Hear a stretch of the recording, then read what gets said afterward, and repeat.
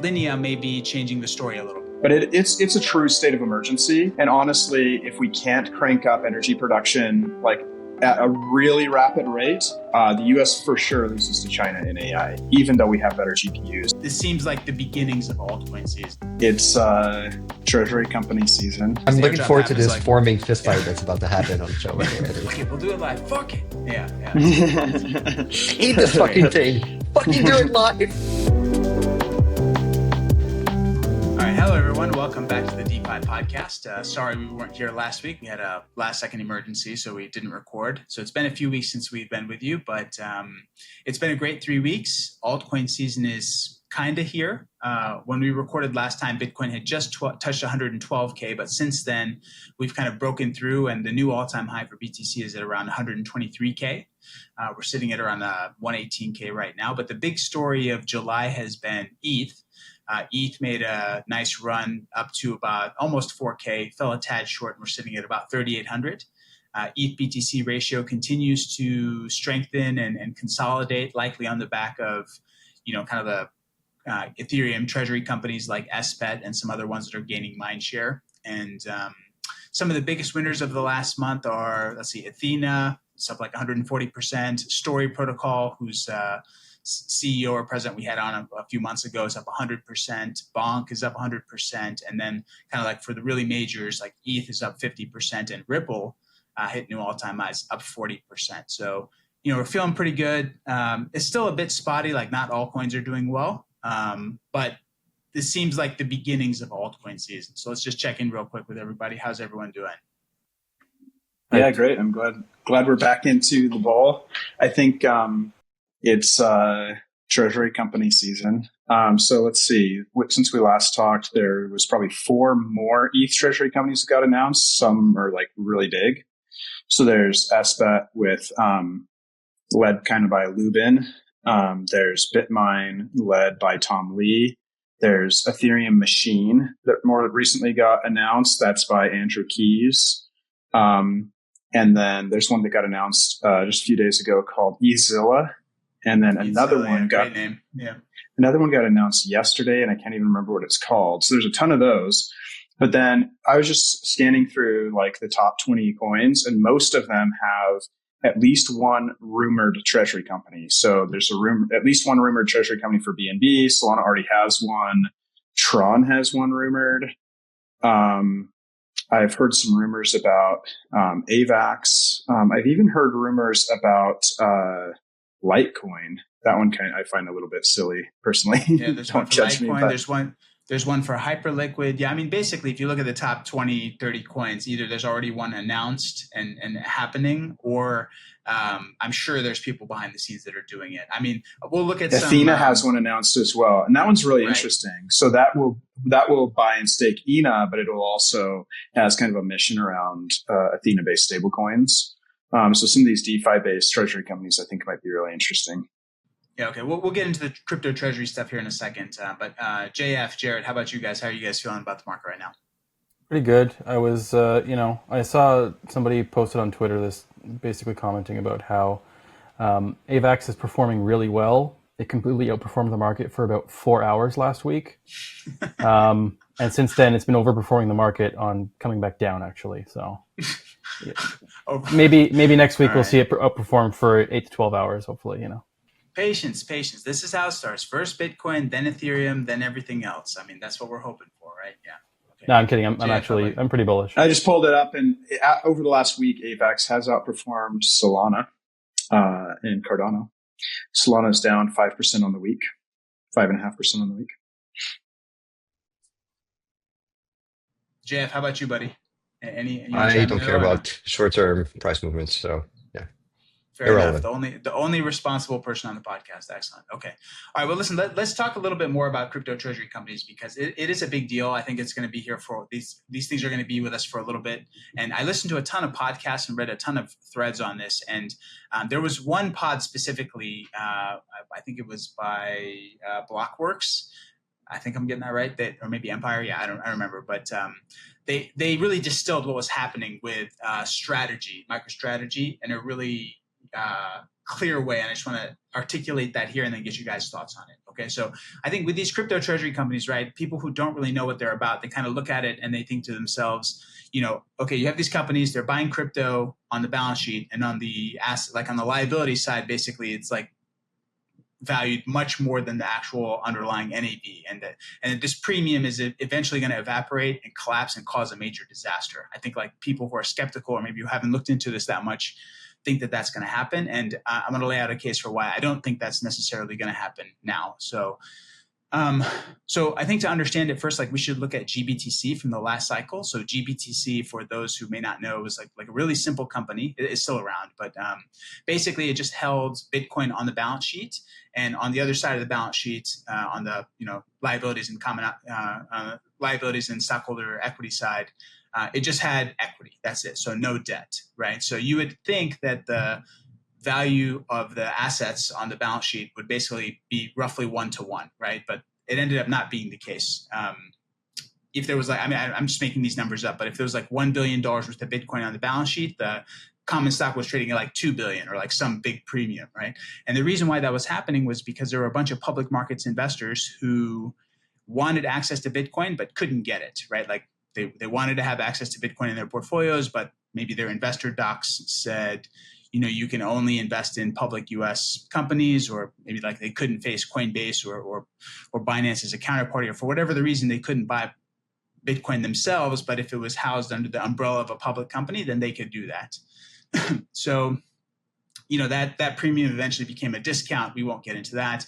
But when the Bitcoin ETFs came out, that premium/discount evaporated and it's no longer there, right? Okay, so fast forward to 2020, and Michael Saylor issues convertible bonds from MicroStrategy for the first time. So MicroStrategy is a company that's similar to GBTC in that on the balance sheet it just holds Bitcoin, but on the other side of the balance sheet it has equity and debt, and the debt is convertible debt. Okay, so convertible bonds are like really interesting. Sorry, I know this is going long, guys. I'll wrap it up here in a second, but convertible bonds are this really interesting financial instrument because sometimes they can behave like regular debt and sometimes they can behave like equity. And whether they behave like, how you price a convertible bond depends critically on the volatility of the underlying stock. So if you buy a convertible bond, you're buying a financial instrument that has baked into it this financial quality, volatility that people really want access to if you're like an investor, So for example, like institutional investors, they want not only Bitcoin, but they want like options exposure to Bitcoin. They want to be able to buy call options on Bitcoin. And here's the key point is that it's not actually easy to create a huge supply of Bitcoin call options. Like someone has to actually sell you that, right? It's not like a Bitcoin ETF where they can just create an ETF and all of a sudden the ETF just goes and buys a Bitcoin and it can go in and out of it. And it's really simple. It's not like that. Options desks or like creating a reliable, durable supply of option vol is not simple, right? And this is essentially what Strategy is doing. By issuing convertible debt, they're creating Bitcoin option vol. So let me pause there for a second and just get your guys' thoughts on that. Like when I think about Strategy's premium to NAV, I think this thing could stick around for quite a while because it's not like someone's going to go create an options desk that's going to, essentially make that premium go to zero anytime soon. Like that's something that would take a long time to replicate. Yeah. So what do you guys think? When you guys look at these crypto treasury companies and the premium to NAV that they enjoy, what do you guys think? Yeah, so I think that's a pretty solid analysis. I think it's possible, especially for the bigger ones, to enjoy that premium long term. I think also a premium can disappear and come back. I need to review the history, but I'm pretty sure MicroStrategy had its premium go away a few times. And, once it's gone, it doesn't mean it's gone forever necessarily. Agree with much of what you're describing. And then I think also if you end up, so this is something Tom Lee talked about, what he calls like the sovereign put, where if you hold an asset that maybe sovereigns want and you hold enough of it, it may be easier if they want access to that asset for them to just buy your equity rather than buy the asset. So what Tom Lee thinks is MicroStrategy has so much Bitcoin that it's possible that, like, if the UAE or the US or whoever wants Bitcoin on their national balance sheet, they might just go buy some MSTR instead of some Bitcoin directly. So I think that sort of thing could also create some more stickiness in the premium.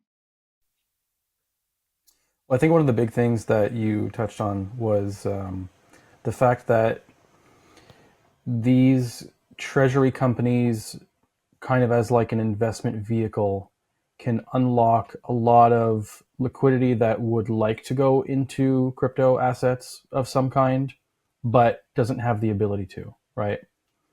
And I think having this as an option opens up a pretty massive market for billions and billions of dollars to flow into basically, any crypto. It could potentially create like almost like a different altcoin market when looking at these treasury companies, right? Because when you're looking at the value of the treasury company compared to the value of the token as a whole, well, MSTR has basically come up to the point where they've been able to accumulate a ridiculous amount of Bitcoin. And if you're holding MSTR during that period, I don't know if this is accurate, but you may actually have performed better on MSTR than you would have on Bitcoin.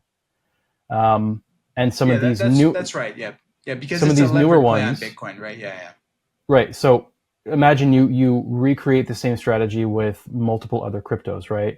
Now you're creating a company which, the sole purpose is to buy and hold a certain asset, give exposure to people who can't normally get access to that asset, and then play the game between what do you do when you have a discount, what do you do when you have a premium, and find ways to basically monetize both sides of that to create these super interesting, like, rocket to the moon, which does also really great things for the price of pretty much any asset that they want to get into.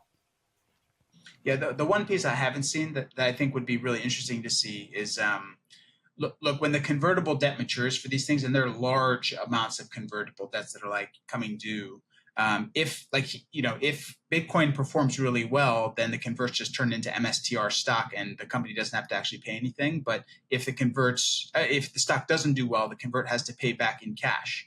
And how are they going to get that cash? I mean, they have some cash on the balance sheet, but then if they don't have the cash, they're going to have to become forced sellers of Bitcoin. So, I mean, I know some people who have looked at the capital structure in more detail, including looking at like the principal ladder, like, when things mature and all that. And apparently they're being very thoughtful about how they layer the strikes and the maturities of the coupons so that they try to avoid, as much as they can, ever becoming forced sellers of Bitcoin. Like, that's the worst case scenario, right? For some reason, strategy becomes a forced seller in order to pay back coupons. But, I haven't spent too much time actually looking at the details of the capital structure myself, but hopefully they would be on top of avoiding that worst case scenario. Well, I'm pretty sure Saylor was close to that situation back when Bitcoin was, made its first run up to, I think, like 70, came back down to like the 20-30 range. And then I believe, if I'm remembering correctly, some of these bonds or debt were coming due, and people were saying, like, MicroStrategy is currently underwater. They're going to have to force sell a load of Bitcoin to make good on the debt that they've taken out. And it turns out he didn't actually have to go out and do that. He just, he managed to float his way up through the the bad price of Bitcoin at the time when it was, it had come down like, I think 60, 70%. Eventually came back up, and I mean, it's done incredibly since then as well. Yeah, I had heard some rumors about that at the time as well. I didn't verify them, but a couple of things that I think make the non-Bitcoin. Well, you could do some of this with Bitcoin, but MicroStrategy isn't. What makes some of these non-Bitcoin treasury companies extra interesting, I think, is some of what Jared spoke about, which is, look. So I actually was initially surprised that MicroStrategy remained a play once the ETFs came out, because I thought, well, MicroStrategy is a way for people to get access to Bitcoin who need regulated structures. And then, when they have ETFs, they'll just use the ETFs. And it turns out that a lot of people still prefer to do MSTR because of the financial engineering piece, that he can basically compound Bitcoin per fully diluted share, even without earning any yield on the underlying Bitcoin. So that is more interesting to a lot of people. But with Ethereum, and then like almost all of the rest of like the top 20, there's a lot more interesting things you can do. So you can stake it. Well, so can an ETF, but an ETF is probably going to just do like really vanilla staking. Whereas a lot of, if you're really competent with DeFi, you can stake and you can do DeFi things and get like a higher yield there, and you have more freedom to manage that treasury really effectively for risk adjusted yield on the underlying. So you can compound those assets way faster than a ETF ever could. You likely avoid some of the fee drag that ETFs have as well. And then you still get all the financial engineering benefits. So I think the ETFs probably have a different audience, and they still will exist. And the ETFs are getting decent inflows lately, actually. But I kind of think that this will become I think this will remain the more commonly used way for like traditional institutions to get access to crypto assets is through treasury companies over ETFs. And I think like Ethereum Machine has talked about this. So has Bitmine, so has SBET. They've all talked directly about it. So some of the up and comers are probably thinking about the same thing, but all of them are saying, yeah, we're going to compound these assets with financial engineering, but we also have a goal to earn 7, 8, 12% on the underlying as well. We're going to do staking. We're going to do DeFi things. We're going to do all these things. And so if you look at like the Saylor measure of how much Bitcoin per fully diluted share, if you look at that for these newer treasury companies, I think those metrics are going to be way better. Yeah. What I'm excited about is it's worth mentioning that as of now, the ETFs that are doing things like an ETH ETF or Bitcoin ETF, as far as I'm aware, the SEC is not approving these funds from going out and doing things like staking. They may at some point in the future allow them to do that, but until that point, I think that's where these treasury companies are a clear advantage over the ETFs, because it seems like for now, the ETFs really only have the ability to buy and hold. They can't go out and leverage it. They can't go out and yield on it. Whereas treasury companies can potentially, if they put it in their mandate, right? Like if they want to be a staking company, they can do that. If they want to try and, leverage it or play DeFi or something, they may have the ability to actually get into those different situations. The maybe like higher level take on this, or at least like sort of the part that I'm interested in the most, is that what the treasury companies did for BTC, besides creating this new path for the market to get into this asset, is they created a set of incentives for someone to become a representative of Bitcoin and to go sell to the market. So like the Saylor effect is, I think, the best thing that's ever happened to Bitcoin. And to see that replicated on other chains is what can, I think, really move the market beyond just like making the asset just more available. It's actually just having someone behind it who's able to mascot, or cheerlead the asset and present it to Wall Street. So yeah, guys like Tom Lee, or Joe Lubin or others. I think that's super powerful to have these people have like sort of like this like dead set mission that like, now I'm going to go on TV, I'm going to go on CNBC, I'm going to go write interviews, I'm going to get a PR agent, and we're going to just push this thing hard. That's actually probably going to have a bigger effect than just allowing the market to participate, in my opinion. Yeah, and I think, look, one thing is, strategy is not giving people exposure to spot Bitcoin, right? You can get that with an ETF. It's giving people exposure to volatility of Bitcoin. It's serving as a proxy for like someone who wants to buy a large amount of Bitcoin call options.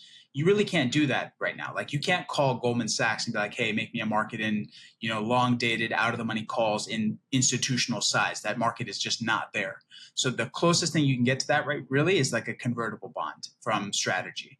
And here's the thing about altcoins, right? Like they may be, riskier. They may not have as much lendiness, but they do have more volatility, right? So like I mean, by definition, they're like more volatile than Bitcoin, which is already super volatile, right? So I think there's definitely a place for these crypto treasury companies if they kind of follow the benchmark of like convertible bond debt issuance. So yeah, let's move on. Okay.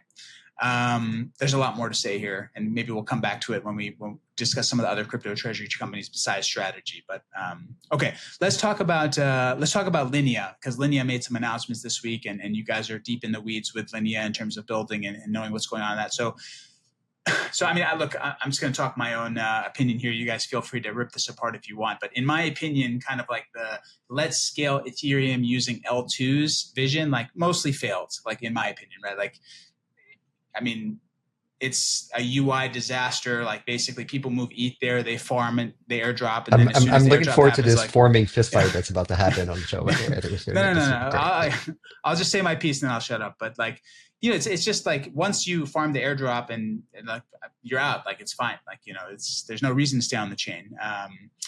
But Linea may be changing the story a little bit, right? So Linea announced that they're going to be, they're going to launch a token soon, and they announced some unique features. They're basically trying to reignite this push to scale Ethereum using L2s, and they're doing some interesting, unique things. So I think it's going to be the first L2 that's going to burn ETH at the protocol level, and like 20% of all transaction fees are going to burn ETH. So it's going to be like very much aligned with ETH.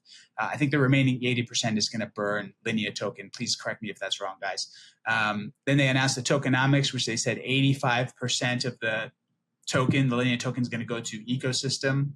And I use that liberally because if you look at the tokenomics, like 75% goes to ecosystem growth, public goods, and R&D, which I mean, like a lot of things can qualify for that. And 10% goes to early contributors and 15% goes to consensus.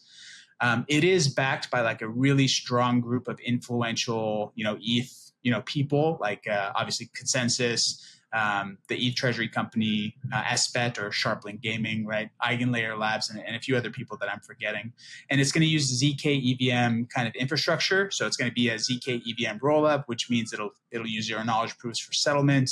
It's not going to use optimistic proofs like the other ones, Arbitrum and Optimism, et cetera. So anyway, so let me just pause there and just get your guys', because I know that you guys are, to varying degrees, people in the Linea ecosystem, you've been following it for a while, but also like you guys talk to essentially every major chain that's launching. So what do you guys think about the upcoming launch, and what do you need to see from the team to consider it like something worth building? A couple of thoughts. Actually, backing up on the L2s largely failing that you mentioned, Bill. I'm kind of curious what your measure of success is. Is it TVL? If so, like multiple of the top 10 TVL chains are L2s. From a UX perspective, that's one that's been interesting. I've used most of the major L1s, and I've used like most of the major L2s, and I don't see a lot of UX difference. So that's an interesting one. Obviously some L1s and some L2s have better UX than others. Mostly around kind of consistency of transactions, like not failing. This isn't really to cast shade at Solana, but like they're an interesting one where they're very cheap. But if you are trying to do certain activities in really high volume environments, you just have transactions fail a lot. So I think some people would say I'd rather just pay more money and know that when I click a button, my transaction is going to go through. So anyway, I think that's an interesting question of just what's a measure of success here. But speaking of Linea specifically, Linea's been live for a few years now, and it's just been actively improving. Their goal from day one was to be the most Ethereum L2. A few of them have had that goal. Optimism has that same stated goal as well. And there's a few elements. So if you go back like several years, look at Vitalik's blog posts about L2s. He talks about optimistic versus ZK, and his view was, hey, ZK is the future, but it'll take longer. And so Linea tried to kind of lean into that. They were an early ZK roll up, and then you can have other VMs where like Starkware is ZK, but it's not EVM. And Linea's goal is to be just like the most easily interoperable with Ethereum. So they went and ZK EVM instead, and there's trade-offs there. There's certain specific things you could do better if you chose a different VM.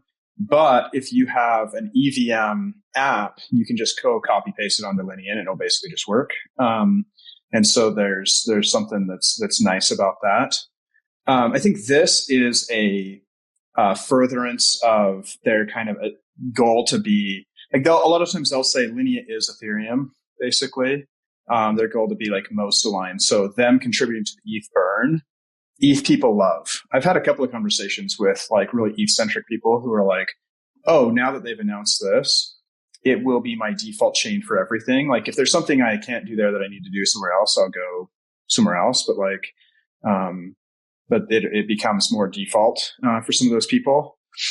Even the tokenomics are interesting. That I think it was 15% goes to consensus. That 15% is locked for, is it 5 or 10 years? It's like a long lock for them. So they do get a chunk, but it's locked up. So there's some interesting things there, which I think a lot of people have found really positive. And then obviously there's going to be this synergistic thing with SBET. Since that's kind of in the same ecosystem, they're likely to deploy a lot of that treasury over there, I'm guessing. And bridged ETH will be staked under the hood, so they can use that for those staking yields for kind of sustainable incentives on the chain. So I think it fits really well with kind of the ethos of both Ethereum, with like how consensus has tended to be just like consensus's mission has basically been to like help Ethereum succeed.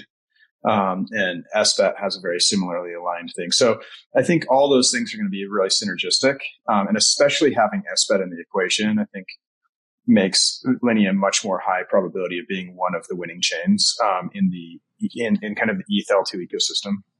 It's not the first chain it's not the first L2 to use ETH as gas, right? It's just the first L2 where the ETH is going to be burned. Is that what's happening? It's the first that contributes to the ETH burn, yeah. Most of the L2s by default use ETH as gas, although a lot of them are moving to this different kind of approach where you can use whatever you want as gas. And then under the hood, they always have to spend some ETH in order to participate in the blobs market, et cetera. But you're like, oh, you could pay your gas in USDC, and then we just deal with some of those things behind the scenes.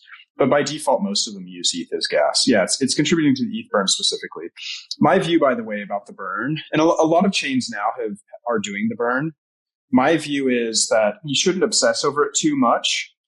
It does improve the moneyness, like the money properties of the asset, because if the chain gets used a lot, then it becomes a more scarce asset. That scarcity is a good thing.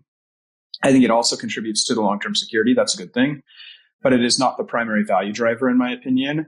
And so I do think there was a big mistake in the Ethereum ecosystem for a long time, that there was an excessive focus on the burn. And it was like, oh, look at all the revenues of the chain, where it's like, yeah, that's more of a hygiene factor. You should have it and you should celebrate it, but you should focus more on how do we get this asset into the hands of more people? How do we like grow the utility and usage, et cetera, of the chain and those things. And so I don't think them contributing to the burn is suddenly like all the problems of Ethereum are solved or something like that. But it does really actively align itself more with the overall success of Ethereum. And some people have viewed these chains as a little bit, I don't know that I necessarily have the same view, but some have viewed these chains as a little bit extractive. Because if you look at like a lot of these chains, they'll charge a certain amount of gas to you, and then they pay a lot less of that to post to Ethereum. And many of these chains are earning massive amounts of revenue denominated in ETH over time. So some of them are earning 7 figures a month in ETH denominated fees that they just accrue into their DAOs. And then you're like, well, what are you going to do to make sure that drives value back to Ethereum? And this is like a really easy way to do that, is to like turn around and burn some of that. There are other ways I think you could do it as well. So hold on. So what's going to happen with consensus? So right now, right? Like, there's no validator set, right? It's a roll up, right? So there's like a sequencer and someone's posting proofs to Ethereum, but is it Consensus that's actually doing that for Linea? And like, is there like a decentralization roadmap piece for that? Yes and yes. So it's built by Consensus and basically being run there, but they plan to decentralize the sequencing and proving and all of those things. And Linea will be its own project. It will not be a Consensus owned project. Consensus will own 15%, like was mentioned, but Linea will be its own thing that was just kind of incubated by Consensus. And then there is a decentralization roadmap as well. I'm curious, how have other projects gone so far? So I know there's a lot of L2s that they start off as, having these centralized sequencers, and they eventually have plans to decentralize and open it up to the market. Do you know like how the progress of other projects are on that roadmap? Because I feel like a lot of them make the claim, they have the intention of doing it, and then maybe sometime down the line, they're just kind of like, yeah, it's not worth it for us to actually decentralize. So we're going to keep it as like a nice thing that we say we're going to do, but we call ourselves, I think it's a little bit ironic, they're going to call themselves Consensus, and yet they have a centralized sequencer. Yeah, I think the general view for all of these has been that they want to focus on reliability, cost, and UX first, and decentralization second, because that was kind of the need of Ethereum. Some of them have prioritized decentralization more than others have. I think Starkware, if I remember, I need to review kind of the current state of affairs, but I think Starkware was like kind of the quickest to start decentralizing. But I need to, frankly, like I need to go check on the state of those things. And then some of them I think will probably always remain at least a lot more centralized than others. So like Mega ETH has chosen a set of trade-offs that is reasonable, but they are trying to be so fast and so high throughput that there's no way ever that people are going to be like participating in sequencing like on a home laptop. It just won't happen. And they've just said openly, like, we are accepting these trade-offs where it's going to be, massive beefy boxes running the thing. And even when they do start having outside participation, it'll be a small number of participants, and that's fine. So they're kind of at the one end of the spectrum, like maximum throughput, but like not as much decentralization. And then on the other end of the spectrum, you have some others that are a lot more focused on decentralizing more quickly, and those would be. Again, I need to check the kind of state of things, but I think listen, Linea, Starkware, yeah, go ahead. Yeah, this is going to come up some more, like the how decentralized should we really be is going to come up in the next segment. So let's table this for a second. But JF, before we move on, I want to ask your opinion, because you have a very practical mindset when it comes to this, right? Like you're talking to these chains all the time, like I was saying before, right? So when it comes to looking at Linea, right? Like how do you approach it? What do you think about? You're a builder. You're like, should we participate in this ecosystem or not? Like, well, what comes to mind for you? You're on mute, buddy. Linea seems like good tech. It seems aligned. Good team. I think the values are there. Seems like a good time to sort of like bring all the sort of like mistakes of the past. Sort of like push those aside and try something a little bit different. I don't know. I'm kind of bullish on that ecosystem. I think it might do well. I think my overall on this is that you started the segment by saying something as you think that this is a failed experiment. I would say, look, like I like the idea of having sort of parallel L1s that you can just launch and they all talk to each other. I see like the beauty in that. Is that going to win, or is some other model going to win? I think it's just too early. Like we're just at AOL, days of this thing, and I just don't know how this plays out. So. I also think when I got into DeFi, I thought I was building something for, I don't know, like my brother-in-law or my mother or, some retail app. And that comes with a certain set of assumptions in terms of usability and liquidity fragmentation and UX, being able to different chains talking to each other. The I sort of have switched my focus lately where I think this is a playground for institutions. So retail makes a lot of noise in general in crypto, but the money actually moves through institutional players or whales. So it's really not retail. It's sort of like 90-10 and 90-10 the other way, um, I think institutions are 90% of the funds, institutions and sort of wealthy individuals. So if the UX is not perfect, I think maybe in the short run that doesn't matter, and then those issues might get solved over time. So yeah, I think we'll have to see. I don't have a hard opinion on what happens next. Yeah. Okay, fair enough. I like that answer. Yeah, that's from a genuine builder on the front lines. Okay, all right. Let's move on to a similar-ish topic-ish because there's going to be some themes here that I think are we're going to touch upon again, but. Basically, recently, HyperLiquid, we're going to talk about HyperLiquid's recent outage. So HyperLiquid suffered an outage. I think technically it was like a 37-minute outage when its API servers collapsed under a huge surge of traffic. The blockchain itself, which is called Hyper EVM underneath, just kept running smoothly. It was actually fine. It was processing thousands of transactions per second, like no interruptions at all. But most users, like if you're like me and you use the HyperLiquid front end, you were basically locked out of the web interface. If you're using if you're interfacing directly with the smart contracts or you had like bots running or something, which I don't, but if you were doing that kind of thing, you were online the whole time. But because retail users couldn't access the platform, there was a big hubbub about it on crypto Twitter, and there were some big price deviations.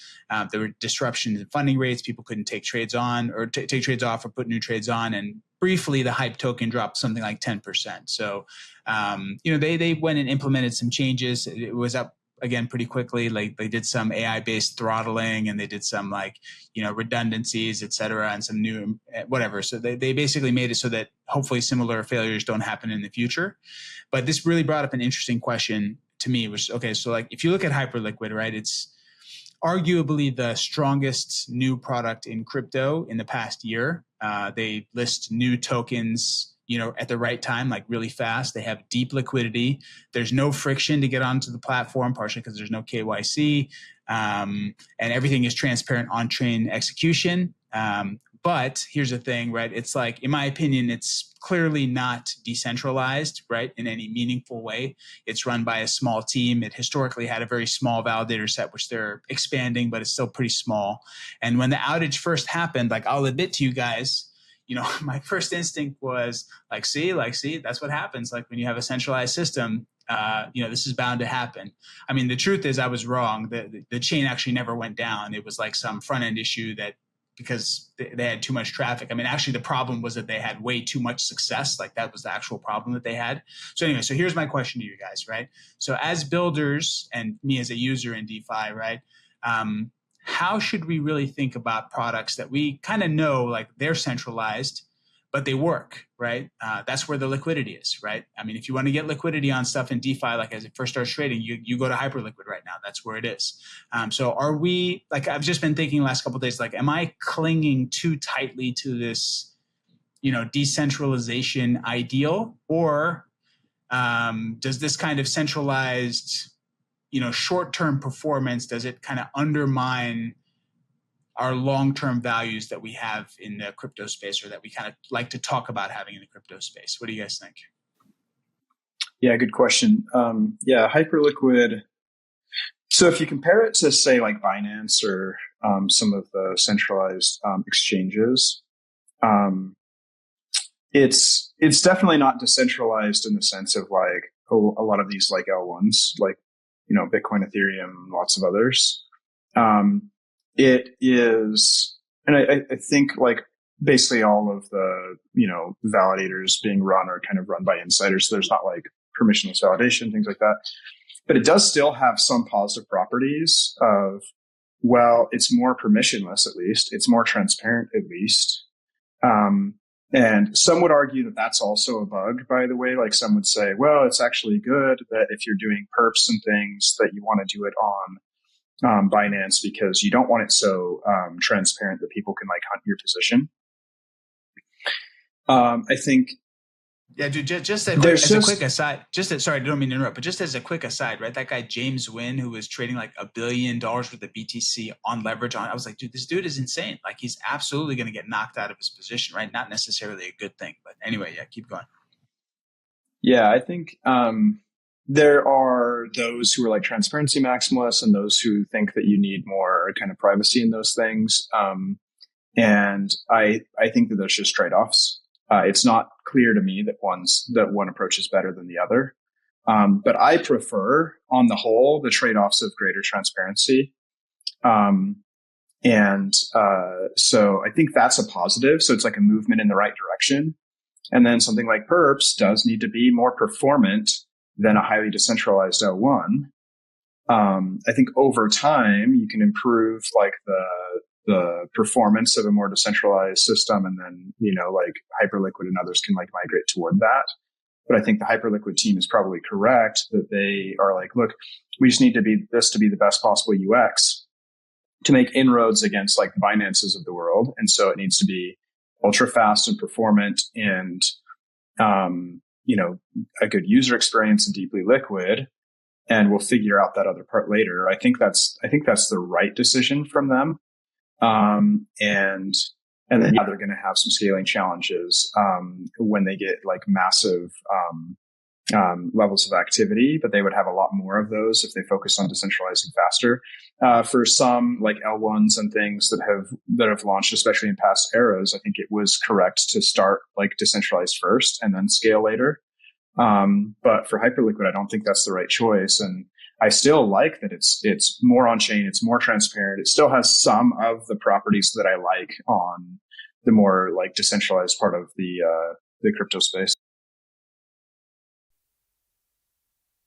I don't have much to add to that, but I do think that decentralization should be one of those things that's like almost a non-negotiable at the very least. I think it just causes too many problems the further you go down in the other direction. You can't see what the potential issues would be, but you can always you can have privacy systems in a decentralized network. That is a possible thing. Just I think the road away from decentralization is just a road towards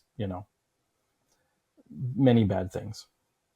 Yeah, but I mean, you need to start with a functional product, right? So I think that's always this sort of like, I'm a decentralization maxi, but I also at the same time want the product to work. Like, there's no point in decentralizing something that doesn't work, right? So you got to start somewhere, and sometimes the tech is sort of limiting if you want to be fully decentralized, or if you want to, we're still early, right? Like, so if you launch any sort of protocol and like you don't know what's coming, next month, or upgrades you're going to want to make, and going fully permissionless is like the dream, but I just don't think we're there yet. I do have another topic to sort of jump into if we want to indulge something different. Let me just say one real quick thing, and then we'll move to your topic, JF. Like, Rhett, I like the way that you're thinking about it in terms of like we're moving away from something that's opaque like a Binance and to something that's a little bit more transparent, even if it's still centralized. But at the same time, I have this other thought, which is like, it just feels like regulatory arbitrage, right? Like, it's a relatively centralized system. They're basically running an exchange, and I use it because, why? People use it because you can just get on the thing with no KYC. Like, that's really why they use it. Liquidity is there, the no KYC, you're up and running really fast. And it kind of feels a bit more like regulatory arbitrage, right? But like, I think there's a lot of weight to be put into your argument, because Athena is similar, right? Athena, the Guy Young specifically says, like, look, this is not a completely decentralized stablecoin, but it is more decentralized. It relies less on fiat rails than something that's housed completely within the Binance or a centralized ecosystem, right? So it moves in the direction of decentralization. So in that sense, I appreciate it, I don't know what's going to ultimately win out, but anyway, okay, JF, yeah, what's your topic? What's your other topic? It's one of those not crypto specific. Oh God, here we go. Robotaxis. We're going back to Robotaxis. So real world AI, sort of a bigger I mean, look, like AI, again, like crypto is going to be huge. It's going to be the perfect sort of currency for AI to play with, and just for the future world that we're walking into. But AI is the big development, right? Like I think everyone sees that it's going to change our world at a pace that we cannot comprehend. And real world AI is super underappreciated. I think it's a big play. I think this is where there's going to be a lot of value capture for investors because it's defensible. There's going to be leaders here, whereas like in the LLM market, there's going to be a lot of competition and maybe no leader. Let's see how that plays out, but that's sort of how it looks at least today. Okay, so Waymo's been active in San Francisco. This is a map of San Francisco, specifically the new Tesla Robotaxi map. Waymo's been active for 2 years. The little parts in blue are the Waymo parts, and then the wider array is the Tesla part. So I think I'll just leave this on the screen for comments. Oh, the gray. So the gray Tesla part is active everywhere, and it just launched, whereas Waymo's been around for years and only has coverage in this tiny little section. God, I wonder how many users per day are using each product. How did you make that on the Tesla just launched like a week ago. Yeah. I think the point here is that Tesla can pick a market, and they can essentially just go like, hey, we're going to just take an hour circle. And as long as we've had enough cars that have been riding there and we've been training them for, years under the hood, we could just open up areas. So this shows that I think Elon said that robotaxis by the end of 2025, I mean, he has like timelines that are not always reached, but he has said that, his target is 50% of the US population having access to robotaxis by the end of this year. Wow. Can you show a picture? Do they have a specialized car for that? Is it like a Model 3? No, it's a Model Y or Model 3. I think they're using Model Ys right now, but it's any Tesla. It can become this, and they're pumping them out of the factory. They're going to have a specialized robotaxi without a steering wheel. So that's the next iteration that's coming out. That's not out yet, but they can use any of the current fleet to participate in this. A lot of people have actually predicted in the past that they would stop selling cars and would just pump all cars into the robotaxi model. Because if you have cars, working as full-on Ubers for Tesla, 24 hours a day almost, that's going to be way more profitable than selling a car and making a couple $1,000s in profits. So yeah, there's not going to be, once they really let this go loose, I think it's going to be, there's going to be a lot of volume and a lot of capacity, but this just, outlines how fast they can sort of turn it on and off. So this segment is like, you're an idiot if you don't buy Tesla, which is what you keep texting me. Is that what the segment is? No, I mean, I don't want to give investment advice, but I mean, what's that company in Terminator? Skynet. Skynet. Yeah. I mean, if you got to invest in Skynet before, they took over, I think that'd be like maybe a good, potentially a good investment, but, do your own homework, obviously. So this is a scale model of the Austin robotaxi area here. It's a more or less up to scale versus the San Francisco. San Francisco way wider. Also, there's some suggestive maybe shapes here. I don't know why they didn't use that same shape in San Francisco. It would have been much more popular, Yeah. Yeah, that's true. Yeah. That's true.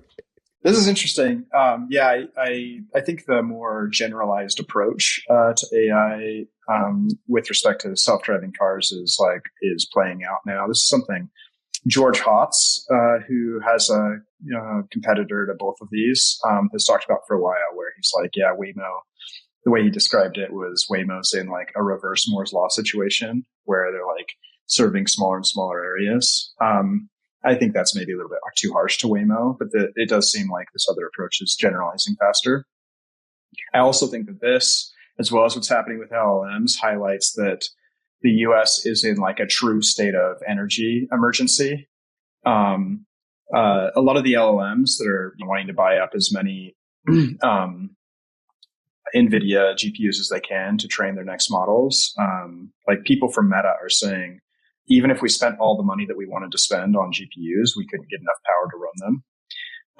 But this is going to just exacerbate that, because if you have a massive number of electric robotaxis that need to be charging all over the US, and then you have all these LLMs that are using like at least a city's worth of energy each, we should have a goal to double the size of the energy grid in the US, power production wise, every single year. And we've frankly forgotten how to do that. Like if you look at the growth of energy production in the US, it's flatlined for decades. So we need to figure out how to reverse that. My personal view is we should literally be breaking ground on at least 100 nuclear plants a year, as well as natural gas, coal, solar, everything, literally every form of energy. We should be like max producing. Batteries. Yeah, that's my lazy form of power. Like every time people worry about power, I'm like, dude, when it gets bad enough, we'll just fire up the nuclear power plants. Like we'll just when we get to the point where it's important enough, like they'll just build nuclear. Like that's my the moment is yeah, now. but it takes 10 years to get one of these plants up, right? It shouldn't though. Right now it takes the US over 10 years to build a nuclear plant, but most of that is regulatory excess. China and Korea can build them in about a year and a half. Even a year and a half is slow. Elon Musk can do it in a week. Yeah, X nuclear, 1 week. What could go wrong? Build a nuclear power plant in 1 week. What could go wrong? Let's do it. He might give you that timeline, but so, number one, regulatory streamlining should help a lot. Secondly, small modular reactors that can be built in a factory and then deployed should make it so that we can deploy them much more quickly. And some of those are starting. I think we should be doing both. Build the big ones with streamlined regulatory. We should be building as many SMRs as possible. But there's a bunch of other stuff we need to scale up as well, because we've forgotten how to do a lot of like the fuel production process in the US. We do some uranium mining. We do some parts of the processing, but several parts of the uranium processing we don't do. And we rely on China and Russia for, and those are not the best partners to be relying on. So there are some new startups that are like uranium enrichment startups that are like kind of newer. We have to like as fast as possible build up that entire supply chain. Just like 5-ish parts to that process, and I think we do like 3 of them in the US. So we need to scale those ones more and then replace these lost pieces as well, and then scale up nuclear. But it's not fast, and the need is now. So we literally we should be breaking ground on at least 100 nuclear plants this year, and we should be getting as many of these SMR companies as possible to start cranking out SMRs. But it's a true state of emergency. And honestly, if we can't crank up energy production at a really rapid rate, the US for sure loses to China in AI, even though we have better GPUs and we have better teams, I think. If you don't have the energy, then you still lose. Probably very likely to happen anyways. I mean, if you look at the energy production of China compared to Europe and North America, they're just a straight line up and to the right, They're adding about one US grid every 18 months. Yeah, and you look at Europe and it's like their energy production is declining, right? And then, here in North America, we have to be like, hey, let's kneecap ourselves with regulations and fees and carbon credits and all this stuff. It's like we're hamstringing ourselves while the rest of the non-Western world is progressing like crazy because, the environment. But okay, I don't know if it's the environment. It's just the general regulation, and it's just atrophy of older societies. That's just what it is. Okay, we're okay. We started off with a market update, then crypto, then Tesla and AI, and now it's like power and geopolitics and doomerism. So I think it's time to wrap the podcast. We've covered the whole. I'm optimistic, and I think there'll maybe even be new ones that come up. Elon Musk tweeted something really cryptic that I thought was interesting, because he was like, "Hey, I'm trying to figure out what's the fastest way you could add this amount of energy to the US grid, which is like 1 grid's worth." And he was like, that's about the amount of output done by, I think he said 10 starships. And I'm like, is he going to repurpose some of his rocket propellers as power plants? I don't know if that he's been pretty sense, consistent about not doing that for energy. I think Elon is clearly into solar and batteries. I think batteries. Solar is another thing that solar and batteries are great, but they also have to scale really hard. And then there is a challenge with intermittency. It's not a deal breaker if you have good batteries. But that's another thing where the US production of solar is not that great relative to our need. And so either we buy a crap ton from China and we still don't get enough, or we have to scale solar ultra fast, which I think we should do as part of an everything approach. We should scale solar really fast, but we should also scale nat gas, even coal, nuclear, all of them, and these new things. But, even if you think solar is the best, you can't double the US grid with solar alone in a year. There's just not that many solar panels. You can do it with batteries. You can do it with batteries. It's batteries don't produce electricity. No. You can do it with batteries. So what you can do with batteries? Batteries don't produce. Energy. Batteries store energy. Yeah. So I see what you're saying. So at night, most power plants are not at peak. At night, most power plants are dead, and there's a bunch of energy that could be produced and that isn't produced because there's nowhere to put it. So if you have a way to store all that energy, you could double in 1 year. If you took every Tesla and every battery that came out of let's say the Tesla system, and if they were able to ramp that up even more, you probably could come close to doubling US energy because most power plants at night are not doing anything. So you would actually have double power. I don't think they're spun down, but yeah, I guess I'd have to check my numbers. They are. No, they are. A lot of energy goes off-grid turned at night. Completely off. You're saying people use energy or by 80%, 90%. They're run to match what the active usage is, basically. And when the active usage is very low at nighttime, they produce less. Look, essentially, the idea is that because you have no way to store excess energy, you have to create a system that can deliver for the peak demand, which is in the middle of the day. And then at night, let's say that demand is half of that, you now have double the capacity than you really need to do for peak. But you have no way to store that extra energy in that second half of the day, so that's just turned off. I think the bigger issue is actually during the day, because the easy solution here, some batteries, sure, for stabilization, but if you just take all the current nat gas plants, if they really are fully spinning down at night, build all of your AI trading data centers right next to those nat gas plants, and they'll use that all night. But they also want to run all day too. That's what's going to happen. They also want to run all day. So then you say, okay, during peak hours, where do they get it? Because at night they'll just leave the thing on and use it. But I'd be doubtful that you could double just from that, but maybe you're right, JF. I haven't checked just how much. Just look at the peak. Look at peak and look at average, and then that diff is extra energy you could use. And actually, I think you're right. If you're using it to train models, that's almost like a battery, right? It's not a battery, but it's you're going to use it when it's free. But right now, that energy, that extra, is just not necessary to run anything, right? So, okay, this is great. You guys should continue when we stop recording the pod. Okay. Okay. Listen, thank you guys so much for listening in. If you have any topics you want us to cover, please send us a message, any of us a message. I think whenever we don't have guests on, we're just going to cover 2, 3, 4, 5, however many topics we can on what's happening in crypto. Always open to suggestions. So thank you so much for listening, and have a great week. See you next week. Take care. Bye.